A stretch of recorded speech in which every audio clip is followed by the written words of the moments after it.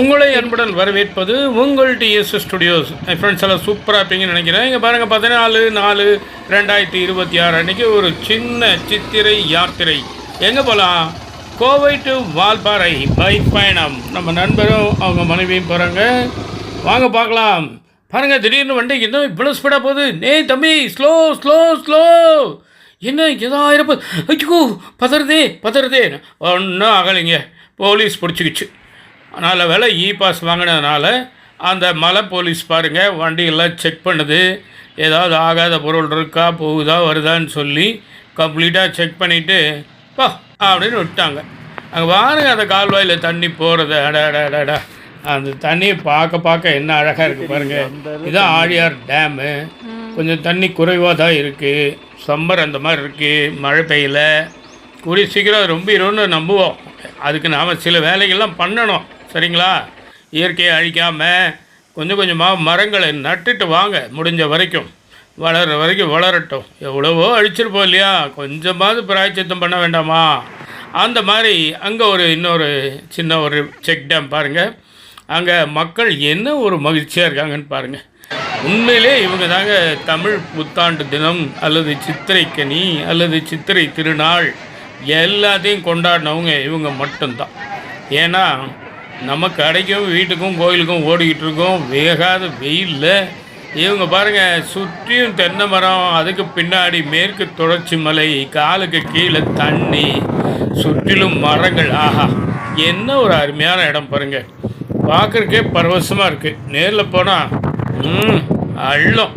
அந்த அளவுக்கு ஒரு நல்ல ஒரு இடம் வால்பாறை. வாய்ப்பு இருக்கவங்க ஒரு தடவை போயிட்டு வாங்க. நம்ம நண்பர் அவர் மனைவியும் வண்டியில் போயிருக்காங்க. வண்டியில் போகிறது உண்மையிலே ஒரு சுகமான சாகசமான அனுபவம் கூட. கொஞ்சம் நிதானமாகவும் இருக்கணும், பாதுகாப்பாகவும் இருக்கணும்.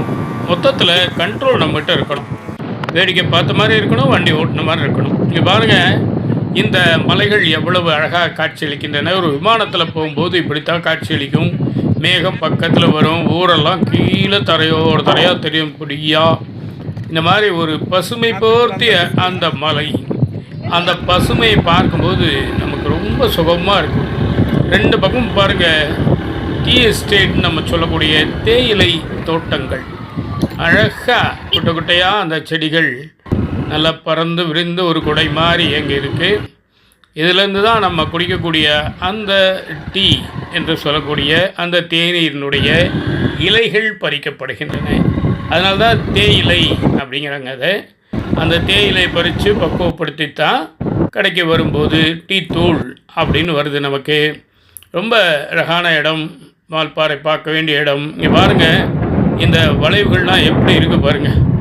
இடதுபுறம் வளைவு, உடனே வலதுபுறம் ஒரு வளைவு, திரும்பி வாழ்க்கையில் திருப்பங்கள் மாதிரி. இங்கே பாருங்கள், இந்த இடம் எப்படி இருக்குது பாருங்கள். ஒரு பிளெயின்ஸ் மாதிரியும் இருக்குது, ஒரு மலை மாதிரியும் இருக்குது. பார்க்கவே ஒரு அழகு. இந்த காரை இவர் ஓவர்டேக் பண்ணலான்னு போகிறாருன்னு நினைக்கிறேன். பார்க்கலாம் எப்படி போகிறாருன்னு பார்க்கலாம். பாருங்கள், ரைட்டில் கிளம்பிட்டாரு, ஓவர்டேக் பண்ண போகிறாரு. சைடு மலையெல்லாம் பாருங்கள். ஆஹா, ஓவர்டேக் பண்ணலையா? இடம் பத்தலை போல் இருக்குது.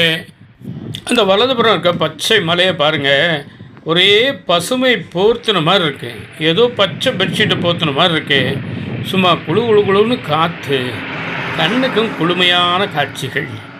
அந்த இடத்த பார்த்தாலே நமக்கு ஒரு பரவசமாக இருக்குது. அங்கே பாருங்கள், எவ்வளவு அழகாக இருக்குது, எவ்வளோ தூரத்துக்கு தெரியுதுன்னு பாருங்கள். இது என்னன்னு தெரியுது உங்களுக்கு? அந்த மலையில் இயற்கையாக வரக்கூடிய அந்த சுனை அல்லது ஊற்று, அதை அந்த குளுமை மாறாமல் இயற்கையான முறையில் அதை அப்படியே திருப்பி ஒரு பைப் மாதிரி வச்சு அதில் கொண்டாந்து ரோட்டில் விட்டுறாங்க. அந்த தண்ணீர் எப்படி வந்துட்டுருக்கு பாருங்கள். சும்மா ஐஸ் மாதிரி இருக்கும் அந்த தண்ணி. இப்போ வெயில் காலங்கிறனால கொஞ்சமாக வருது. இதை யார் வேணால் குடிச்சிக்கலாம், பாட்டிலில் பிடிச்சிக்கலாம், எல்லாம் பண்ணிக்கலாம். மறுபடியும் பாருங்கள், ஒரு சின்ன குளியல் போடும் ஒரு இடம். இந்த செக் டேம்னுடைய பேக் சைடு ஒரு குளம் மாதிரி இருக்குது. அது பாருங்கள், எவ்வளோ பெரிய பரப்பளவு. சுற்றி வர மலைகளும் வானங்களும் மேகங்களும், ஆஹா, சொல்லவே முடியாது, அத்தனை அழகு. மீண்டும் பயணம் தொடர்கிறது.